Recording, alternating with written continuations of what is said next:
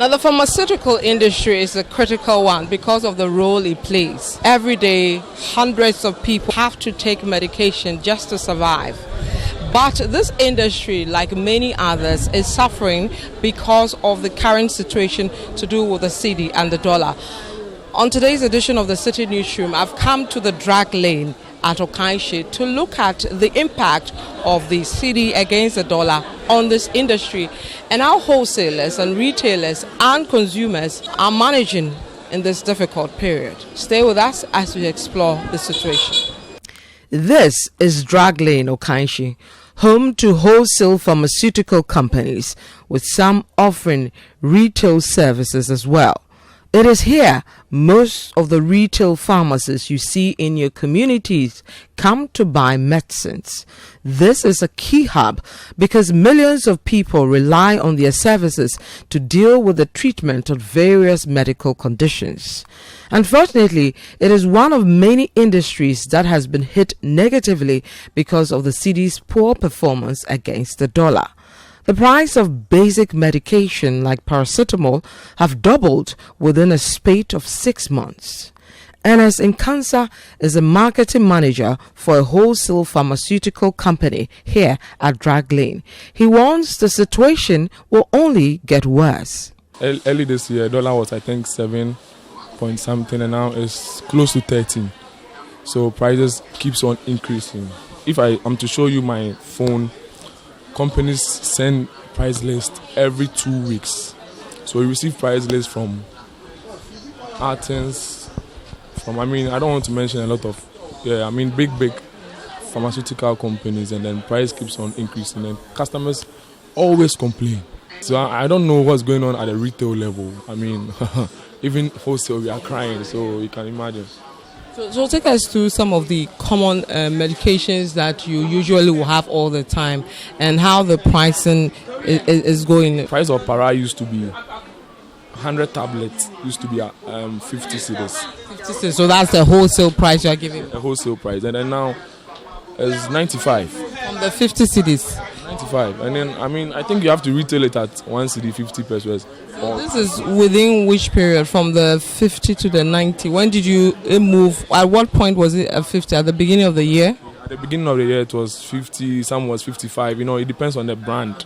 So between the 50 and the 95, there are some local companies in there, or these are all imported stuff? No, these are all local. Okay. Brands. Right now what the FDA is doing is you don't have to sell UK brand. We do local para.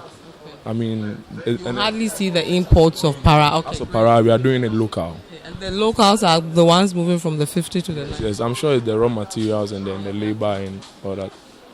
Okay. Yeah. So the paracetamol, and then which other common? So common, I think the viewer will be taking FPAC. So let me say FPAC. FPAC is around 55 now, today. FPAC is 55 cedis, and then you can imagine after you work your margin, we enjoy 10%. So, but then for retail, you have to put on your margin, and then FPAC will be around 30 cedi at home. How are wholesalers like yourself getting by in this very difficult time? Because you need more money to get the medicine. Let me tell you what's going on now. So what's going on now is you hardly get credit from your suppliers now. So, because of good terms, you get like 2 months, 3 months from someone you have been working with for a long time. But now the person will be like, unless you pay cash, or I can give you only 1 month. What are your expectations for the end of the year? This one that we are approaching November, December. I think the crisis might still continue. But we are just hoping, we are hoping. Selina Kumson runs a wholesale pharmaceutical shop here at Drag Lane as well, specializing in goods for surgical services. She has been doing this for over a decade. Painfully, the prices for wholesale surgical goods are also increasing by the second. The prices keep going up, which we don't know. When you ask, they tell you it's the dollar. I don't know what's going on. Is it the same for the surgical product? The same, everything. Even GV paint, the GV paints. Junction Valley. Yes, and even spirits, same thing. It keeps rising. Both the Gentian violet and the spirits, are they imported or they are made here? They are made here, but they say the chemicals they normally import them. So to take us through a basic like Gentian violet, what the price has been for this year? 80 pesos 1 cedi, but now 2 cedis 50 pesos, and then 3 cedis. This is a wholesale figure. Yes. Wow. What about the spirits? The same price from let's say 3 months to 4 months now. Just within 3-4 months. Mm-hmm. Okay. So how are your customers reacting to these increasing in price? They are complaining. They are really, really complaining. They are really complaining. But we don't have anything to do. When they come, I bought this thing last week and it was 80 cedis or it's 100 cedis, now 120. They have to go back because they can't buy. So it's still the Citi Newsroom. My name is Vivian Kai. Look, we're still remaining on the issue to do with the depreciation of the cedi. Our focus today is to look at the impact on the pharmaceutical industry. So we're looking at the retail as well as the wholesale industries. And I've come to this pharmacy called the Septal Chemist Limited Pharmacy. It's here in Abeka in the Greater Accra region. I've come here because I want to look at how the prices have risen over the period because of the depreciation of the cedi. Help me go through the medicines people patronize every day and the percentage we've seen in terms of increment. Let's start with chronic illnesses. When you're looking at the price changes, I can roughly say we are looking at about 40% for some. This is from beginning of the year or from which period? As far back as March, from March. Just from March to October, 40% increment. 6 months away. Wow. So give us an example of some of these, let's say, medicines around diabetes, the imported ones, what the price was before and what the price is now. Okay. So let's say there's a drug called Damicron, which for diabetics. As of April, if I could remember, the price stood around 90 cedis for a pack of 30. But right now, 30 tablets, yeah. Right now we are looking at over 120, 130 cedis. With the antihypertensives, the brand I would even want to mention is not too expensive. There's a drug called Lisinopril. The UK brand used to sell for like 10 cedis. But right now, that's 18 cedis. 18 that's from the 10?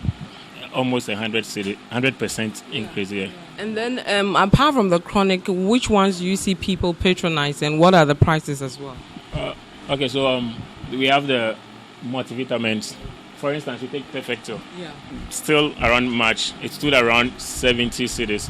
Right now, I don't know if you can get that. It's 109 cedis. From 70 cedis? Yeah. And then the plus moved from like 190 to 290. I'm going to speak to persons who buy medication every now and then and what they feel or think about the constant increment in the price. Me to BP draw ha. Oh, BP. BP any ahia. Edro din ni den. Edro no wa ha. Sesi the way anam me to no. Enti say bi me to we. No na first na me to no. Metono 150 cedis and now 15 cedis. 15 cedis. But they say an almost to so. In Pacho, oh, Babe to Drew. Makola we old school and we find it in buy. It's a droben, I am man. So, money parani. We a black tonic and a paracetamol. Now we auto be a chair and what to be a maybe I remember 12 cedis. Benemetria 47 cedis. 47. Now last time we tried 12 cedis. Now this year there be black this year, yellow this year, yeah. Now it's not only in the wholesale area where prices have shot up. It appears in the retail sector, prices of medicines have even gone up much higher. Let me give you an idea of some of the common medicines people buy and what the price look like now. Let's start with Coartem. It started 2020 at 45 cedis, moved to 48 cedis in 2021. The first quarter of this year, which is 2022, it stayed at 48 cedis and shot up to 90 cedis, 45 pesos in the third quarter of this year. Zithromax 250 mg, which started 2020 at 156 cedis, is currently selling at 294 cedis for 2022. Zinat 500 mg started 2020 at 98 cedis, moved to 115 cedis in 2021, and currently is selling at 190 cedis.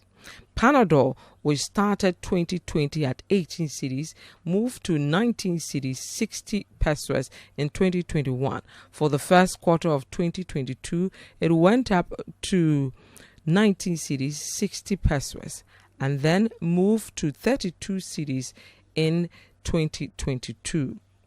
Metformin Denk 500 mg started 2020 at 60 cedis. In the second quarter of 2022, it went to 82 cedis and is still maintaining that price. Amoxicillin 1G, which started 2020 at 40 cedis, has moved to 60 cedis as of this year, 2022. But what is the way forward for this industry in dealing with this challenge? In this sector, I'll be glad if at least we're able to peg the dollar to the cedi, even at the port. So that once it's a pharmaceutical product, you know that for about 2-3 or so months, this is the rate you are using to clear your goods. Because as we speak now, it's every week. So long as it goes up, people will continue to change their prices. And we know medicine is very essential. I don't know what they can do about the interest rate for the sector.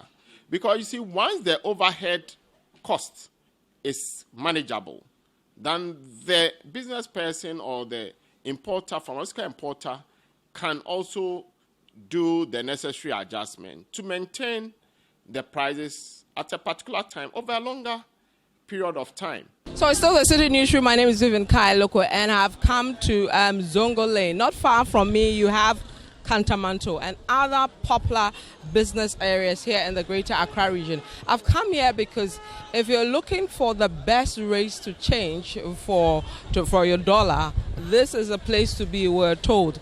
It's not an official place to do that. It's what we call the black market. Now remember, the Bank of Ghana over the past few weeks have been trying to clamp down on the black market because of its impact on the cedi depreciation issue against the dollar. So what you find here are quite a number of men who are in the business, but they will not go on camera because of fear of being caught, because what they're doing is illegal.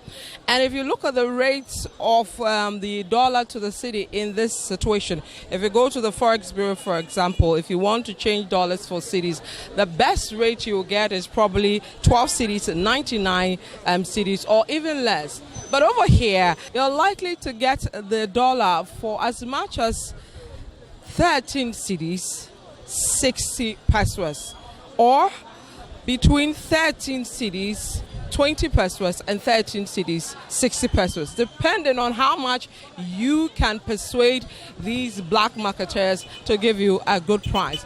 This was the situation with the cedi on Thursday morning. Within a few hours, the cedi was trading at 15 cedis against the dollar. From all indications, it appears that continuous hikes in the price of goods, and for that matter medicines, will reduce if the cedi stabilizes against the dollar. But will the performance of the cedi improve anytime soon, or will it get worse before it gets better? I've come to meet Courage Botti, a currency analyst with GCP Capital, to seek answers. Previously, in previous years, where the market was good and you saw investors quite bullish about Ghana, the sources of supply were not just Bank of Ghana. It was also from foreign investors who are bringing in new money to invest in the cedi bonds. This year, and for the latter part of last year, there was not as much foreign investment flowing into Ghana. It was the opposite. So you are having a demand pressure on the cedi because of repatriations, but you are not getting the usual supplies you would have gotten from the foreigners. Right. The banks that hold these FX are also not selling as much as they would previously do. We are now at a point where, beyond the economics, there is the speculative pressures that have set in that is kind of driving sentiment. With this long list of reasons why the city is performing badly, are there any measures that can be put in place to rescue it from further distress?